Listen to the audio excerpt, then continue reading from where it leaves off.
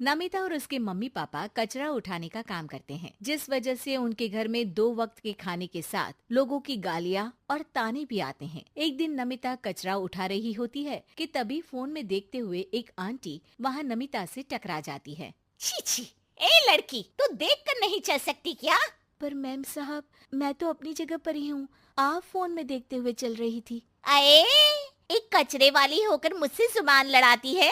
अब घर जाकर दोबारा नहाना पड़ेगा, पूरा गंदा कर दिया। कितनी बदबू आ रही है। ऐसा बोलते हुए आंटी वहाँ से चली जाती है और उनकी बातों से दुखी नमिता आंखों में आंसू लिए काम करती रहती है। इसी तरह दिन बीतते हैं और एक दोपहर नमिता अपनी मस्ती में गाना गुनगुनाते हुए कचरा इकट्ठा कर रही होती है कि तभी जिंदगी एक सफर है सुहाना, यहाँ कल क्या हो किसने जाना, जिंदगी। तभी उसकी टक्कर मोहन से हो जाती है। अरे देखकर काम करो। मुझे माफ कर दीजिए साहब, गलती से टक्कर हो गई, मैंने जानबूझकर कुछ नहीं किया। ऐसा कोई जानबूझकर भला करेगा भी क्यों, कुछ नहीं होता। सोचा नहीं था कि कभी कोई मेरे साथ इतने अच्छे से बात करेगा। अरे जो नहीं करता वो इंसान कहलाने के लायक नहीं, तुम्हें उनके बारे में सोचना तक नहीं चाहिए। मोहन वहाँ से चला जाता है और नमिता उसकी बात को सोचते हुए दोबारा काम पर लग जाती है। इसी तरह समय बीतता रहता है। एक सर्दियों की सुबह कचरा उठाते हुए नमिता ठंड की वजह से पास के घर की सीढ़ियों पर ओत लेकर बैठ जाती है। कुछ ही देर बाद उस घर की मालकिन वहाँ आ जाती है। हाय तौबा, मेरा सारा घर गंदा कर दिया। अरे मैं घर के सामने गंदगी नहीं होने देती और तू पूरी की पूरी गंदगी मेरे घर की सीढ़ियों पर ही आकर बैठ गई।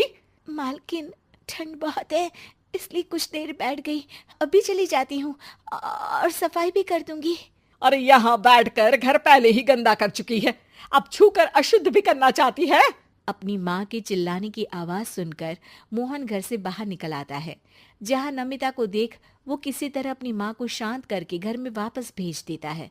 मुझे माफ कर दीजिए मालिक, गलती हो गई। अरे प्लीज मुझे मोहन बुलाओ और अपनी माँ की तरफ से मैं माफी मांगता हूँ। अरे नहीं मालिक, लोग वैसे भी हमें इंसान समझते ही कहाँ है, इसलिए अब इन सब की आदत है। अगर इन सब की बातों को बुरा लगाने लगे तो भूखे ही मर जाएंगे। वैसे तुम्हें ठंड में इन पतले फटे कपड़ों की जगह मोटे और गर्म कपड़े पहनने चाहिए। मेरे पास इतनी चॉइस नहीं है, जो है बस यही है। और जब घर में मम्मी पापा भूखे बैठे हो तो क्या सर्दी और क्या गर्मी।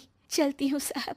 नमिता तो वहाँ से चली जाती है, लेकिन अब मोहन उसके बारे में सोचना ही बंद नहीं कर पाता। कुछ दिनों बाद नमिता दोबारा कचरा उठाने मोहन के घर के पास आती है, जिसे देख वो एक नया गर्म सूट लेकर उसके पास आता है। ये तुम्हारे लिए है। शुक्रिया मालिक, पर ये तो नया है। हाँ, किसी को गिफ्ट में नई चीज ही तो दी जाती है। हमें कोई गिफ्ट नहीं देता। हाँ, नई चीज तो बिल्कुल नहीं, पर आपका बहुत शुक्रिया।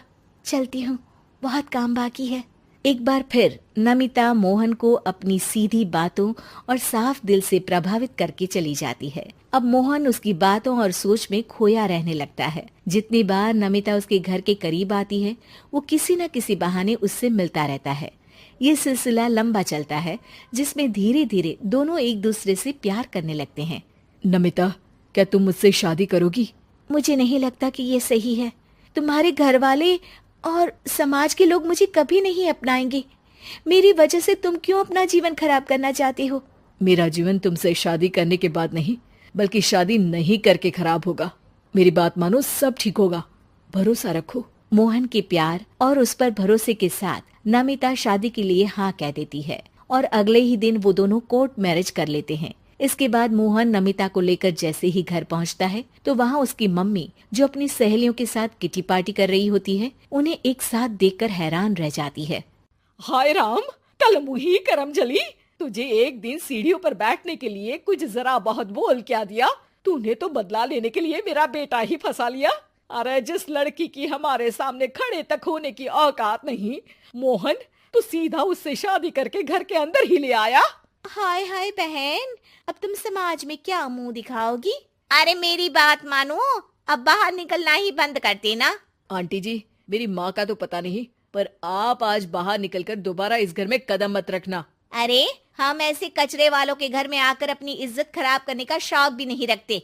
अगर यही कचरे वाली आपके घर का कचरा उठाना बंद कर दे तो उस आलीशान मकान में आप 2 दिन भी नहीं रह सकती। पता है क्यों?